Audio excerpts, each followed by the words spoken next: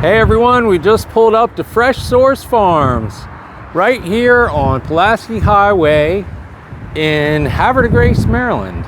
We're gonna go on inside and Andy's gonna meet us here.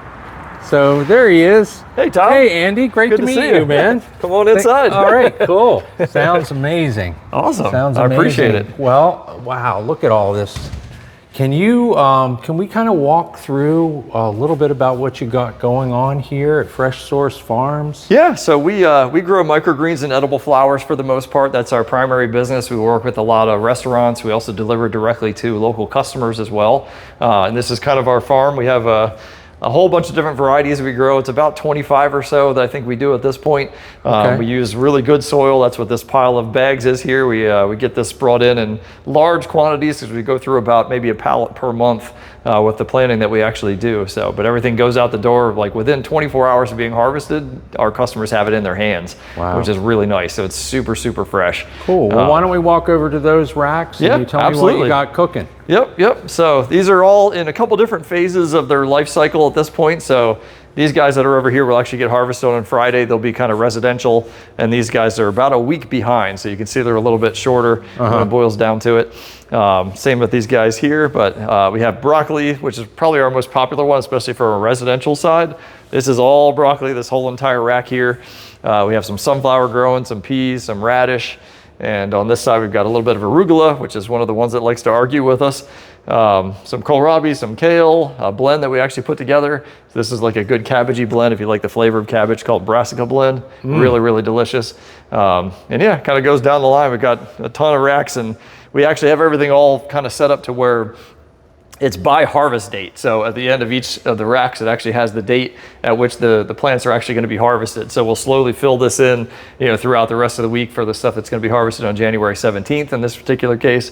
So that's kind of the same all the way down. We've got harvest dates written down. So this is going to be the 15th.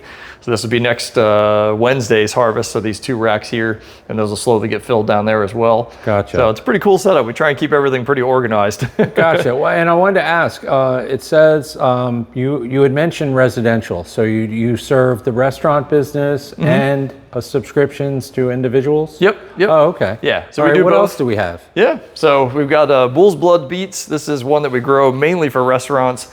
You can see the crimson color in it. It's absolutely gorgeous.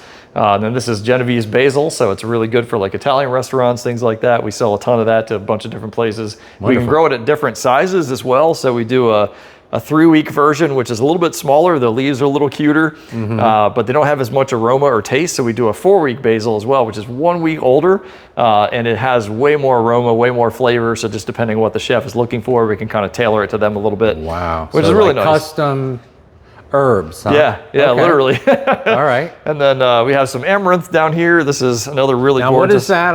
I'm not familiar with that. Yeah, so this is just, it's called red garnet amaranth. It's got a really gorgeous crimson color to the stem. These leaves will open up a little bit by the time they get harvested. These got another roughly about a week before they're going to be ready to harvest. But another one that's really popular with chefs. So we have a mix that we actually do with that and the broccoli, which is over on the other side there. And then we also mix it with some of this purple radish. So we mix the three together. It's one of our more popular ones for like restaurants. A hybrid, if you will. Yeah, exactly. Oh, nice. Yep. So we grow them separately, but then we actually mix them by hand when the time comes to actually put them together. But it's a gorgeous mix. So it's like a medley mix. Yeah, but exactly. you grow them separately. Yep. Okay. Yeah, because they grow all at different rates and different sizes. So if we planted them all together, some would shade out others, and it just wouldn't work out too well. Right. But together they're delicious. Yeah, they are really good. And the nice thing is because they have the broccoli in them, anybody who's out eating, if they actually eat the topping that's on there, because usually they use it as a garnish for the most part, if they eat that, they're actually getting the broccoli, which is one of the healthiest ones that we actually grow. So unknowingly, they're actually eating a very, very healthy chunk of food, at least in the meal that they order. So, cool. And then we've got some stuff that's actually here in germination, as we call it. So a lot of this was just planted. I think this whole row here was just planted today. So we did that earlier this morning, but these are actually weights that sit on top here. So this is probably about a 14 or 15 pound weight. And this actually sits on top of this whole pile of plants, and they will literally pick that weight right up over time. So even though they're little tiny baby plants, they will literally lift up. By the time this is ready to be pulled out of here, they'll be almost up to the top of this second rack here. So it's kind of insane how much they actually, the strength they have. It blows my mind. Yeah. So, but yeah, so they start here. They usually sit here for about 3 days, up to maybe 7 to 8 days, depending on what the plant is. And then we basically take them out of this state, and then they go right into the rack structure that we have. Okay. So yeah. And then all the way down the end here, I apologize, I'm also working on trying to create an automated watering system Okay. for our flowers. I've been toying around with this a little bit. Nice. I'm not a plumber, so it's an attempt anyway. But all the way down here, and just watch your feet there, Tom. I see it. We've got some edible flowers that we grow. We actually cut a lot of them today. So there's some that are already missing, but I can kind of pull out one that's got some flowers on it at least, but they're all kind of small. So these guys aren't quite ready for harvesting yet, but these are bunny ear. They're either violas or pansies. I can't remember which one they are, but they're just a cute little flower. So we just started doing flowers maybe about 6 months ago, roughly. Okay. And they're just, the chefs can't not get enough of them when it boils down to it. And again, it's garnish, but an edible garnish. Yes, exactly. Okay. Yep. Very Anything cool. you get on a plate at a restaurant is going to be edible. Sure. They have no choice. It's pretty much by law. So yeah, so this is kind of our flower operation. We plant one set about this size every single week, and then that way they're just kind of slowly taking over this whole area, which is why I'm building this, because watering these flowers takes a while. So this will be the ultimate goal, to actually have the flowers be watered. It's going to help with automation, if you will, right? Yep. So there's a big pump. This will be filled with a nutrient solution that will pump through this whole system and then drain all back into the same tank, and we'll just clean out that tank like once a week. Wow. And but yeah, it's got adjustable things for each setting. It's got, you can have the water come in from the top or from the bottom. So I'm still working out the kinks with that. Again, I'm not a plumber, so we're just kind of playing around with it to see. And then yeah, and then we got our sink over here that we wash all of our trays. So all this stuff was just harvested yesterday. So all these trays will have to get washed by one of my tray washers over the next couple days. And then these are all of our clean ones. So we have a lot of them. There's 4 racks full of clean trays, and then we've got a bunch of racks over there that are holding all of our clean trays that were actually washed and they haven't been put away yet. Wow. So in our harvesting table area, this is where we do all of our planting and all of our harvesting at the same time. So we've got these really nice trash cans that I love. We can slide stuff right off and it just drops right in. All these little bins down here are all full of seed. So all the buckets are full of seed. And we actually pre-measure all of our seeds as well. So everything is ready to go on harvest day. So we can pull out any of these and the seed's already ready to go, which speeds up our planting process immensely. So this is Rambo radish in this case. And it even says on the front, it's 34 grams of seed that we actually use. So when my guys are refilling these, they know exactly what to do. And then when we go to plant, which we use that soil machine, everything's already pre-measured, so we get consistent yields all the time, which means we can hit orders week after week after week, which is really important. And you have subscriptions available, right? Yep, we do. Okay, we'll get into that in just a minute. Sure. Yeah. Okay. They sign up and right what through is our this website. big contraption over there? Yeah, so we can walk over there and show you this guy. So this is our brand new soil machine. We just got this through a grant that came through Horizon Farm Credit.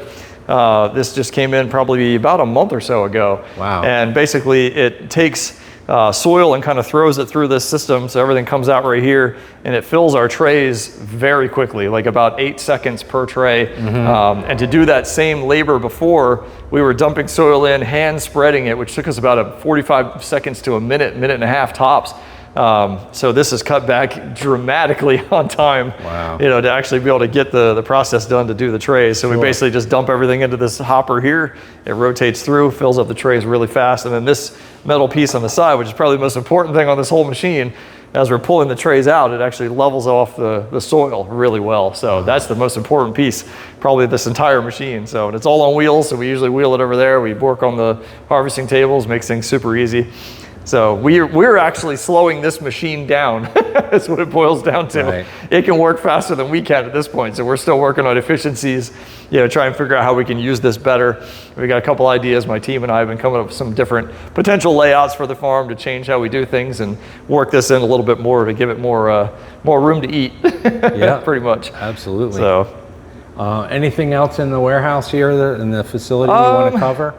No, I mean, we got our refrigerators over there. That's where we store all of our stuff. I mean, they're all kept at about 37 to 41, 42 degrees. So it's perfect for microgreens. That's the important part. So they pretty much get harvested right from here. They get shot right over into the actual refrigerators, and then it keeps it nice and easy. So everything gets harvested and it gets moved really fast, which is cool. And then, like I said, these are our trays that just need to be put away. So they just got washed a couple days ago, and We just got to take the time to actually put them away. It just right. takes a little while. All right, well, let's sit down and get down to it. I got some good questions for you. Thank you so much Yeah, for of course. the tour.